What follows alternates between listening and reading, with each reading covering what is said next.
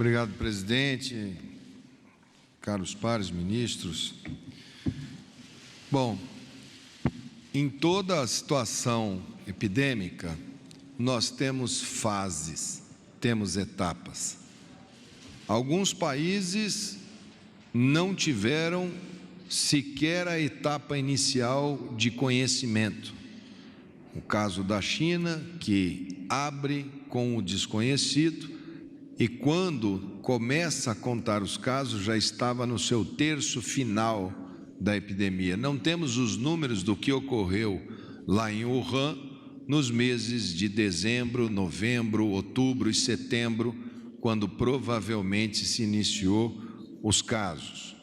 Portanto, ela era uma cidade de 12 milhões de habitantes, numa região grande, que ficou setembro, outubro, novembro, dezembro, sem dar nenhum alerta à população. E chegou ao ponto de ter que construir aquele hospital que todos viram, e logo depois caíram os casos, dando eventualmente a impressão de que tenha sido o hospital ou aquelas medidas que corrigiram. Hoje já se sabe, pela marcha desta epidemia em outros países, aonde a gente pega do D0, algumas situações que diferenciam, como é o caso da epidemia no mundo asiático e o comportamento disciplinar asiático, como é o caso do Irã, que foi pego sem um sistema de saúde minimamente organizado, e é o caso da Europa, onde nós temos os números ocidentais de diferentes países. Todos eles, todas as curvas, essa epidemia ela vem crescendo e num determinado momento ela sobe abruptamente, quando ela tem a transmissão epidêmica. É como se você estiver andando num caminho e você tem que subir alguns morrotes e de repente está na frente do sistema de saúde, está o Monte Everest. Se nós formos subir todos o Monte Everest, muitos não aguentarão, porque nós não teremos equipamentos, não teremos estrutura para subirmos todos ao Monte Everest. Agora, se conseguirmos não ter um monte tão alto, tão inclinado, se conseguirmos ter uma montanha igual às montanhas de Minas, alargarmos um pouco esse pico, muitos terão dificuldade de subir e descer umas montanhas, os mais frágeis.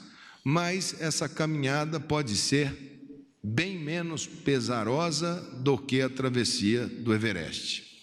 Nós estamos no pé deste monte, e o tamanho desse monte depende diretamente do comportamento das pessoas. Depende, em primeiro lugar, de ter foco no cuidado com as suas famílias, idosos. Depois vem uma série de estruturas de comportamento que vão ajudando. Agora, eu vejo que o Brasil tem alguns pontos muito positivos, muito bons.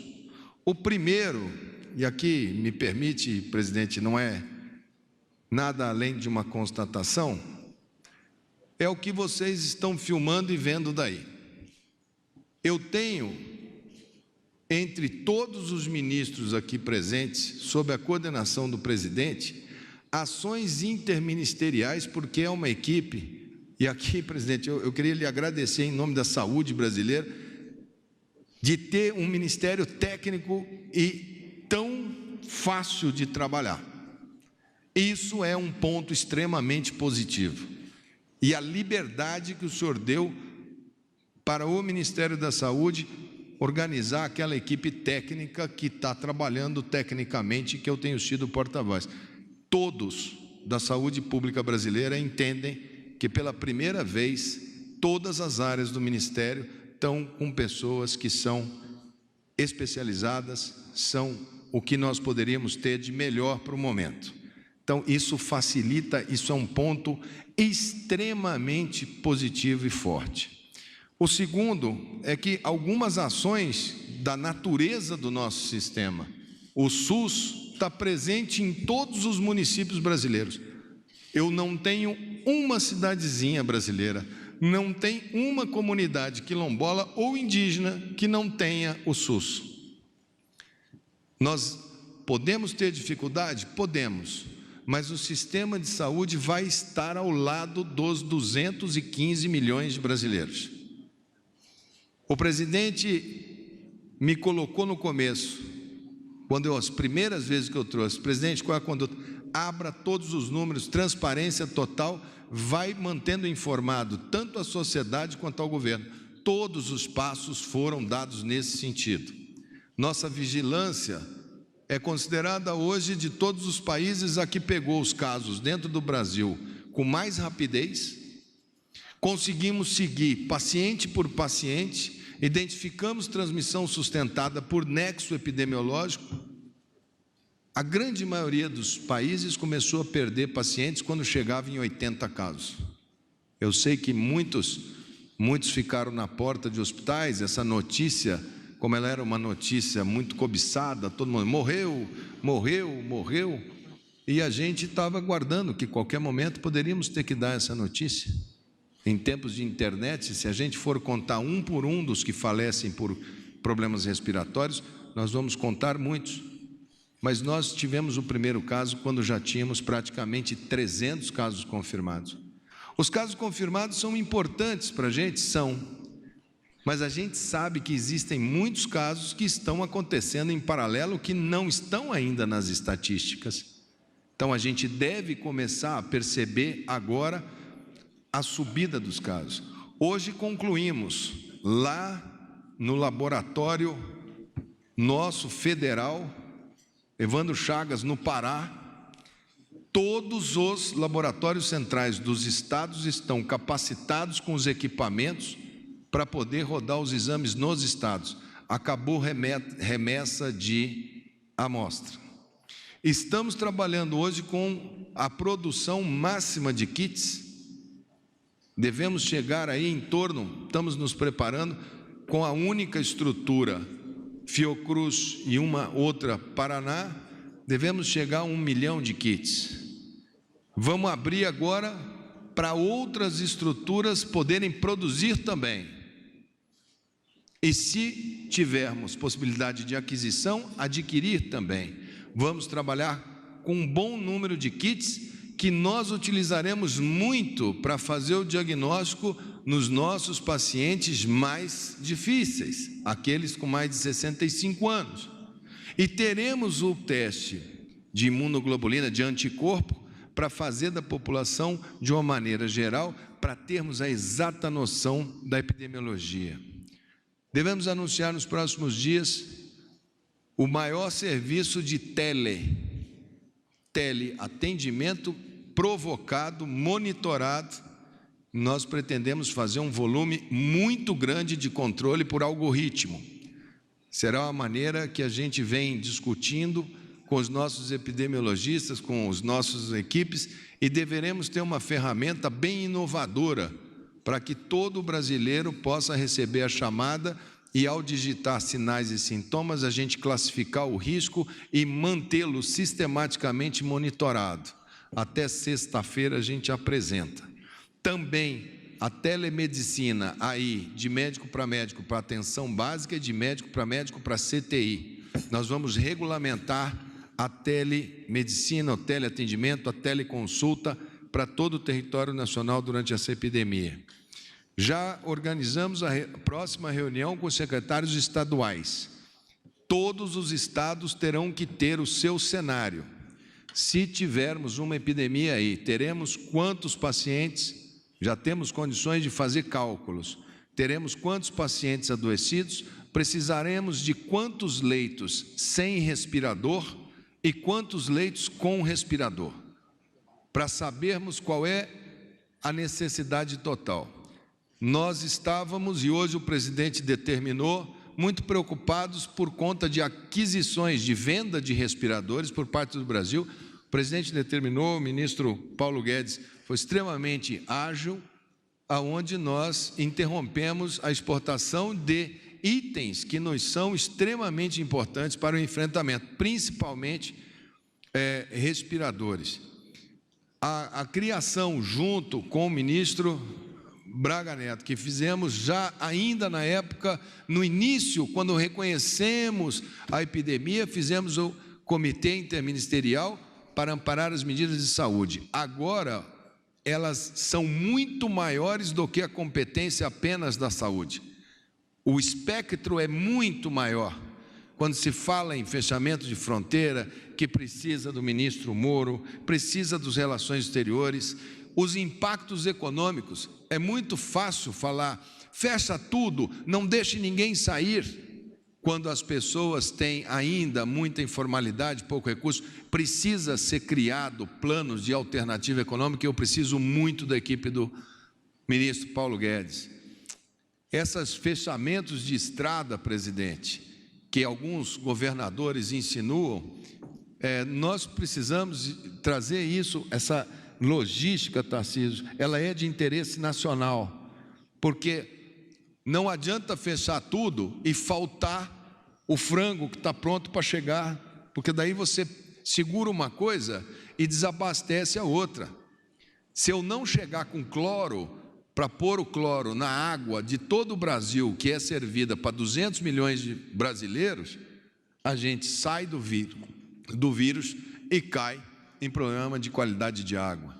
Então, é necessário que isso, quando for feito, ela precisa ter ótica mais centralizada, e é isso que a gente está vendo agora, a partir desse momento, muitas medidas serem mais centralizadas, já que são típicas de momentos de epidemia. Também a questão hoje com o ministro Wagner do Rosário, também por determinação do presidente, é muito difícil fazer compra de materiais no mercado extremamente agressivo que a gente está vivendo, nas formalidades e rigores da Lei 8666. Então, nós fizemos, por isso, a minha ida para pedir ao TCU, para pedir ao STF, para pedir que eles tragam soluções de ritos sumários. E hoje, me parece que o presidente vai recebê-los para que possamos receber como são esses ritos sumários. Transitado em julgado, análise, assinatura do judiciário, do TCU, os técnicos, todos têm muito receio de assinar determinadas situações, por isso é extremamente importante. Teremos dias duros, teremos semanas cansativas, aonde esse assunto vai nos trazer extremo estresse. Faz parte do estresse notícias enviesadas, faz parte do quadro da doença, faz parte da doença o aparecimento de especialistas, cada um dando a sua visão, faz parte da doença o fake news que confunde e dramatiza, faz parte da doença a avidez pela manchete que mais vende, já que a manchete mais dramática é a que dá mais acesso, faz parte da doença aqueles que eventualmente não percebem que o momento é de calma, nós vamos passar, teremos dias difíceis, o Brasil já passou por momentos mais dramáticos do que esse na sua história, muito mais. Os nossos avós, os nossos bisavós deram toda a demonstração de civilidade, de solidariedade, de passarmos juntos, dos imigrantes que vieram para construir essa nação.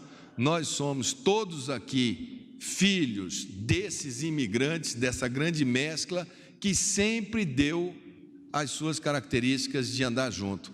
O presidente é o grande timoneiro desse barco, está levando o Brasil, nós estamos muito parecidos com as nossas medidas, com as medidas da Inglaterra. O nosso timing em termos de epidemiologia e termos desse tipo de situação é muito similar. Nós estamos muito atentos a como que o mundo está conduzindo e esperamos poder passar estressando ao mínimo, mas sabendo que podemos ter momentos em que medidas de mais restrição possam vir a ser necessárias.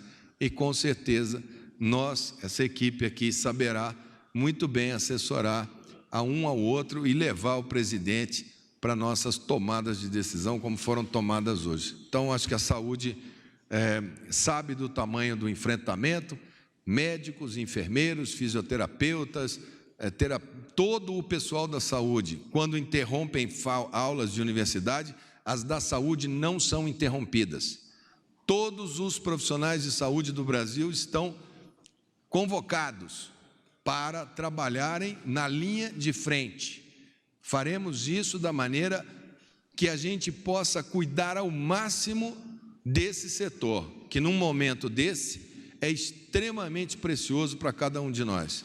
Então, presidente, essas são as medidas, e como eles já vêm fazendo a narrativa, eu não vou colocar aqui todos os repasses que foram feitos, repasse para os estados, o Saúde na hora, que foi mais 1 bilhão essa semana de crédito para eles instalarem os postos abertos até as 10 horas da noite, é um programa do governo federal, postos da unidade básica até as 22 horas, nós abrimos para praticamente todas as cidades do Brasil para habilitarem, já habilitamos todos os leitos de CTI que foram pedidos, rito sumário para abertura de hospitais, rito sumário para abertura de leitos, publicação dessas portarias, o governador abre o leito e informa, a gente reconhece que o leito e faz a verificação a posteriori para dar velocidade. Não temos nenhum leito lá aguardando publicação, assim como o SAMU, que no ano passado eu trouxe para o presidente e falei, presidente, nós temos todo ano que renovar 20% da frota do SAMU. Cada 5 anos ela tem que renovar, senão a ambulância começa a ficar velha e caindo. Não fizeram renovação em 2018. Em 2019, nós tivemos que economizar, nós não compramos aquelas ambulânciazinhas de transporte pequenininhas, tipicamente utilizadas em anos políticos. Nós compramos 1.200 ambulâncias SAMU no ano de 2019 e renovamos em um ano 40% da frota. E é essa frota com 40% de veículos novos comprados por decisão do presidente é que estão na linha de frente da remoção das pessoas a campo. E vamos colocar mais 20% agora, nesse semestre agora, e mais 20% no segundo semestre, para termos 80% da frota em pronto emprego. Então, as ações todas estão acontecendo, não há nenhuma dificuldade de espécie alguma, acredito que pelo contrário, para a saúde nunca foi tão bom, tão confortável para todos os que estão na saúde, tem diálogo aberto comigo, desde a Academia Nacional, até o pessoal que trabalha na cozinha do hospital, na manutenção do hospital, que eu vou precisar deles também, pessoal da estiva, pessoal que está ali na frente carregando o piano, não é só médico, é uma equipe enorme. Então, presidente, eu só gostaria que o senhor mandasse também para eles uma mensagem, porque eles curtem a sua live, porque eu tenho certeza que eles são extremamente ligados na sua fala. Então, quando o senhor, a próxima vez que o senhor for na live, mandar uma mensagem para esse pessoal, que esse pessoal vai ser o soldado que vai para frente desse campo de batalha desenhado aqui pelo nosso querido ministro General Fernando. Acho que é isso, as principais notícias de hoje são essas.